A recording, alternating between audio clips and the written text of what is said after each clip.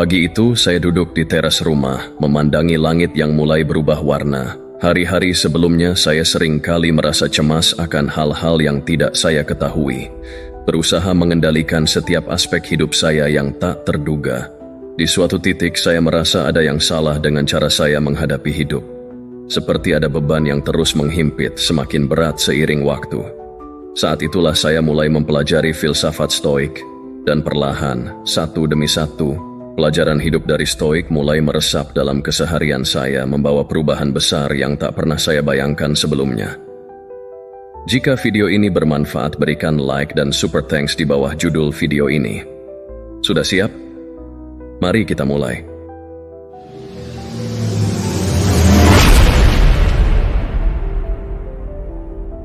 Pertama, kendalikan apa yang bisa dikendalikan, lepaskan yang tidak bisa. Saya ingat betul, selama bertahun-tahun saya sering merasa frustrasi karena hal-hal yang di luar kendali saya. Mulai dari masalah pekerjaan, hubungan dengan orang lain, hingga cuaca yang tak pernah sesuai keinginan. Hari itu saya sedang bergegas ke kantor untuk rapat penting ketika hujan deras tiba-tiba turun. Otomatis saya merasa marah dan cemas. Berpikir bagaimana saya bisa sampai tepat waktu. Bagaimana jika atasan saya marah? Pikiran-pikiran ini memicu stres yang membuat saya merasa tak berdaya. Namun, setelah mengenal Stoik, saya menyadari satu hal penting. Saya tidak bisa mengendalikan hujan, saya hanya bisa mengendalikan diri saya sendiri. Saat itu, saya berhenti sejenak, menarik napas dalam-dalam, dan menerima kenyataan bahwa saya akan terlambat. Alih-alih panik, saya mulai memikirkan hal-hal yang bisa saya lakukan. Saya mengirim pesan kepada rekan saya, memberitahu bahwa saya akan terlambat. Kemudian, saya menunggu hujan mereda dan tiba di kantor dalam kondisi lebih tenang. Ternyata, rapat pun berjalan lancar, bahkan tidak ada yang mempermasalahkan keterlambatan saya. Inilah salah satu momen pertama di mana saya benar-benar merasakan kekuatan filsafat Stoik. Mengendalikan apa yang bisa saya kendalikan, pikiran dan tindakan saya sendiri, adalah kunci penting dalam mengurangi stres dan kecemasan dalam hidup. Begitu saya bisa melepaskan hal-hal di luar kendali saya, hidup terasa lebih ringan. Pelajaran ini telah memberi saya ketenangan dalam menghadapi situasi yang penuh ketidakpastian, dan itu membuat saya merasa lebih bebas. Dari situlah saya mulai menyadari bahwa upaya mengendalikan hal-hal di luar kemampuan kita hanya akan membawa penderitaan, sementara menerima apa adanya membawa kedamaian. Kedua, latih diri dalam kesadaran. Seiring saya belajar tentang stoikisme, saya mulai menyadari pentingnya menjadi sadar sepenuhnya akan pikiran, emosi, dan reaksi saya terhadap berbagai situasi. Ada satu pengalaman yang begitu membekas dalam diri saya, yang benar-benar menggambarkan manfaat dari melatih kesadaran. Suatu sore, saya sedang berada di jalan yang ramai dengan kendaraan. Saya harus pulang setelah hari yang panjang di kantor, dan saya mulai merasa frustrasi dengan kemacetan yang seolah tidak ada habisnya. Biasanya, di situasi seperti itu pikiran saya akan langsung dipenuhi keluhan. Mengapa jalan selalu macet saat saya buru-buru? Mengapa orang lain tidak bisa lebih sabar? Semuanya serba salah. Saya tahu ini hanya membuat hati saya semakin gelisah. Namun, kali itu berbeda. Saya mengingat pelajaran dari Stoik. Kita tidak boleh bereaksi secara otomatis terhadap situasi, melainkan harus menyadari apa yang kita rasakan dan menghadapinya dengan bijaksana. Saya berhenti sejenak, menarik napas dalam-dalam, dan mencoba untuk memahami sumber frustrasi saya. Saya mulai menyadari bahwa kemacetan bukanlah masalah yang sebenarnya. Yang menjadi masalah adalah reaksi saya terhadap kemacetan tersebut. Dengan perlahan, saya belajar untuk melepaskan emosi negatif dan berfokus pada apa yang bisa saya lakukan saat itu. Saya memasang musik yang menenangkan, melonggarkan bahu yang tegang, dan hanya menikmati momen itu. Ya, di tengah kemacetan, saya berusaha untuk sepenuhnya hadir, memperhatikan bagaimana perasaan tubuh saya, bagaimana saya bisa memilih untuk tidak membiarkan kemacetan menguasai mood saya. Di saat itu, saya merasa sesuatu yang luar biasa. Saya punya kendali atas bagaimana saya merespons. Saya tidak perlu terus-menerus terganggu oleh hal-hal eksternal, karena yang benar-benar penting adalah bagaimana saya menghadapi situasi tersebut. Semakin sering saya melatih kesadaran ini, semakin saya dapat menjaga diri tetap tenang dan terpusat, meskipun dunia di sekitar saya berantakan. Dari sana, saya belajar bahwa dengan melatih kesadaran diri, kita bisa mengurangi stres dan kecemasan yang seringkali berasal dari reaksi otomatis yang tidak disadari. Seperti yang diajarkan Stoik, kita punya kuasa penuh atas pikiran kita. Kita tidak harus menjadi budak dari perasaan negatif yang datang tanpa diundang. Kesadaran ini menjadi kunci yang membuka pintu bagi ketenangan batin dan kebahagiaan yang lebih konsisten dalam hidup saya. Ketiga, jangan biarkan pendapat orang lain mengendalikan Anda. Di masa lalu, saya adalah orang yang seringkali terpengaruh oleh apa yang dipikirkan atau dikatakan orang lain tentang saya. Kritik atau komentar negatif, sekecil apapun bisa langsung merusak suasana hati saya. Saya ingat pernah menerima kritik pedas di tempat kerja, padahal saya sudah berusaha sebaik mungkin menyelesaikan tugas tersebut. Kritik itu membuat saya merasa buruk tentang diri sendiri selama berhari-hari. Saya meragukan kemampuan saya dan perasaan kecewa terus membayangi pikiran saya. Namun saat saya mendalami filsafat Stoik, saya mulai menyadari bahwa pendapat orang lain bukanlah cermin dari nilai diri saya yang sebenarnya. Stoik menekankan bahwa kita tidak dapat mengendalikan apa yang orang lain pikirkan, katakan, atau lakukan. Hal ini sepenuhnya berada di luar kendali kita. Yang bisa kita kendalikan adalah bagaimana kita bereaksi terhadap pendapat mereka. Seiring berjalannya waktu, saya belajar untuk menerima kritik dengan lebih bijak. Alih-alih merasa diserang atau meremehkan diri sendiri, saya mulai melihat kritik sebagai kesempatan untuk tumbuh dan belajar. Saya belajar memilah antara kritik yang membangun dan komentar yang hanya dilandasi oleh emosi atau ketidaktahuan orang lain. Jika memang ada hal yang bisa saya perbaiki, saya akan berusaha memperbaikinya. Namun, jika kritik itu tidak relevan atau terlalu personal, saya belajar untuk tidak membiarkan hal tersebut menguasai perasaan saya. Pengalaman ini membuat saya lebih tangguh dan mandiri secara emosional.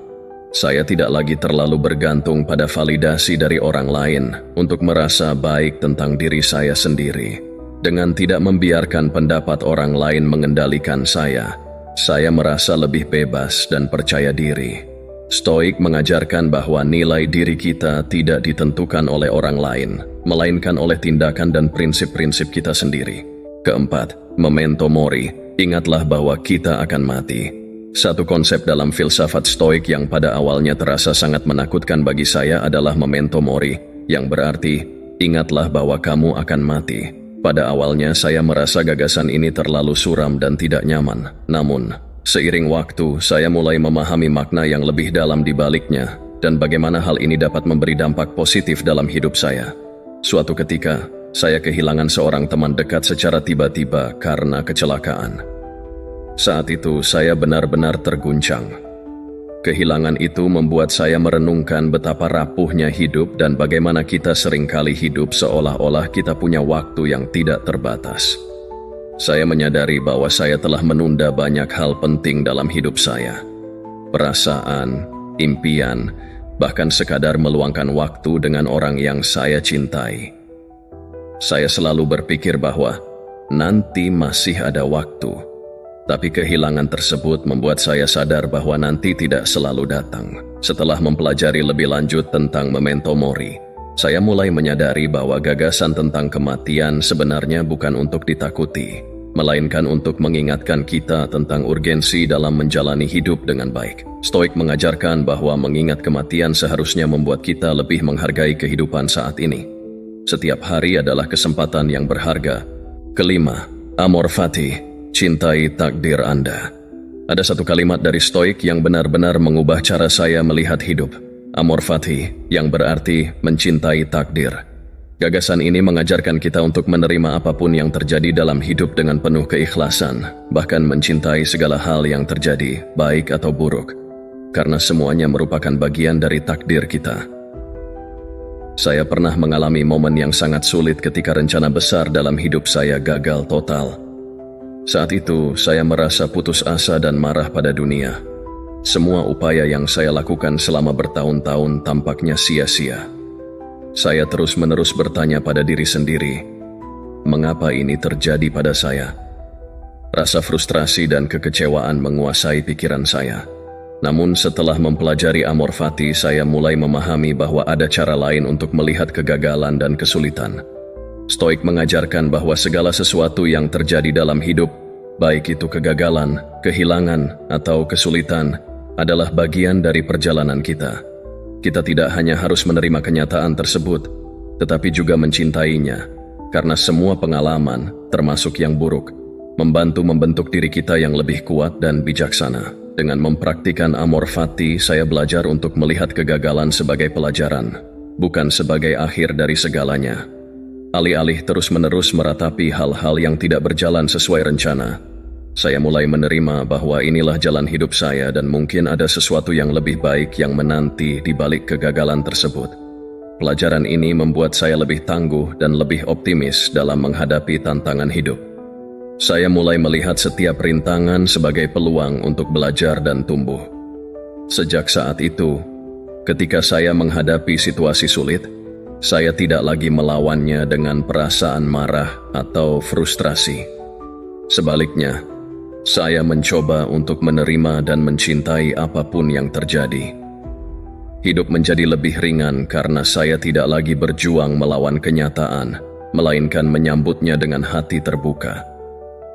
Amor Fati telah mengajarkan saya bahwa hidup, dengan segala suka dan dukanya, adalah sesuatu yang indah dan berharga untuk diterima sepenuhnya. Keenam, kebajikan adalah tujuan utama hidup. Stoik memandang kebajikan sebagai tujuan tertinggi dalam hidup, lebih dari sekadar kebahagiaan atau pencapaian materi.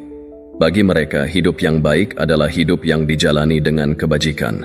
Dan kebajikan itu sendiri terdiri dari 4 hal utama: kebijaksanaan, keberanian, keadilan, dan pengendalian diri. Saya tidak selalu memahami konsep ini sepenuhnya. Dulu saya cenderung mengejar kebahagiaan atau pencapaian sebagai tujuan hidup, tanpa benar-benar memikirkan bagaimana saya mencapainya. Saya bekerja keras demi kesuksesan, berusaha tampil baik di mata orang lain, dan mencari pengakuan. Namun, lama-kelamaan, pencapaian-pencapaian tersebut tidak memberi saya kepuasan yang sejati. Saya merasa ada yang hilang. Lalu saya mulai menggali lebih dalam tentang apa yang dimaksud dengan kebajikan. Saya menyadari bahwa kebajikan ini adalah panduan yang lebih abadi dan lebih bermakna daripada pencapaian eksternal.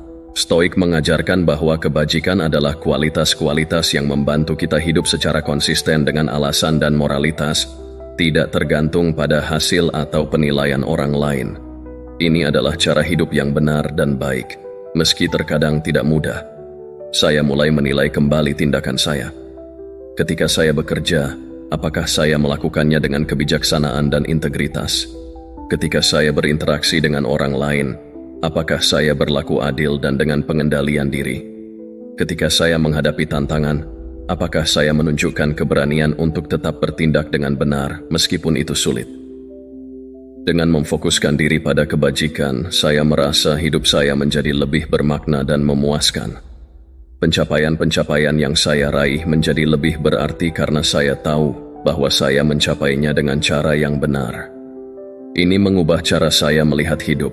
Saya tidak lagi mengukur kebahagiaan berdasarkan hasil eksternal, tetapi berdasarkan seberapa baik saya menjalani hidup dengan prinsip-prinsip kebajikan tersebut. Kebajikan ini tidak hanya memberikan saya ketenangan batin, tetapi juga memperkuat rasa percaya diri saya. Saya tahu bahwa meskipun saya tidak dapat mengendalikan segala hal, saya selalu bisa mengendalikan tindakan saya dan berusaha menjadi orang yang lebih baik setiap hari. Dengan menjalani hidup berdasarkan kebajikan, saya merasa lebih damai, lebih fokus, dan lebih terarah. Kebajikan telah menjadi tujuan saya, dan dengan itu, kebahagiaan yang sejati datang dengan sendirinya. Terakhir, hidup sederhana dan berfokus pada hal yang penting. Di tengah kehidupan yang penuh dengan godaan dan distraksi, saya mulai menemukan kembali kekuatan dalam kesederhanaan. Stoik mengajarkan bahwa kebahagiaan sejati datang dari hidup yang sederhana dan bebas dari keinginan yang berlebihan terhadap materi, dan kenikmatan duniawi. Saya belajar bahwa kita seringkali mencari kebahagiaan di luar diri kita, dalam pencapaian eksternal, status sosial, atau kepemilikan barang-barang. Namun, kebahagiaan sejati sebenarnya berasal dari dalam diri. Dulu, saya hidup dengan tujuan mengumpulkan barang dan mengejar status sosial. Saya berpikir bahwa semakin banyak yang saya miliki, semakin bahagia saya. Saya bekerja keras demi gaji yang lebih besar, untuk membeli rumah yang lebih besar, dan untuk mendapatkan mobil yang lebih mewah. Namun, semakin saya mengejar hal-hal tersebut, semakin saya merasa terjebak dalam siklus keinginan yang tidak pernah ada habisnya. Setiap kali saya mendapat sesuatu yang baru, saya merasa senang sesaat, tetapi kebahagiaan itu cepat memudar, dan saya mulai mencari hal berikutnya. Itulah saatnya saya memutuskan untuk merenung. Saya mulai membaca lebih banyak tentang filosofi Stoik dan menemukan pelajaran berharga. Hidup sederhana adalah jalan menuju kebahagiaan. Saya mulai mengevaluasi kembali kebutuhan saya dan menyadari bahwa banyak dari apa yang saya inginkan sebenarnya tidak perlu. Saya mulai menghargai hal-hal kecil dalam hidup, menikmati waktu bersama keluarga, bersyukur atas kesehatan, dan merasakan kepuasan dalam melakukan pekerjaan dengan sepenuh hati. Dengan mengurangi keinginan untuk barang-barang dan status sosial, saya merasa hidup saya menjadi lebih ringan dan lebih bermakna. Saya tidak lagi terjebak dalam permainan konsumsi dan pencapaian yang tidak pernah berakhir. Saya belajar untuk menikmati momen-momen sederhana yang sebenarnya jauh lebih berharga daripada harta benda. Saya merasa lebih bebas dan lebih damai, karena saya tidak lagi terikat pada keinginan yang tidak ada habisnya. Dalam banyak hal, saya menemukan bahwa kebahagiaan yang sejati tidak terletak pada pencapaian luar, tetapi pada kemampuan untuk hidup dengan cara yang sederhana dan berfokus pada hal-hal yang benar-benar penting.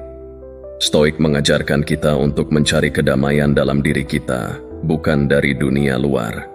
Dengan hidup sederhana, kita dapat menemukan kebahagiaan dalam ketenangan dan dalam rasa syukur yang mendalam atas apa yang sudah kita miliki.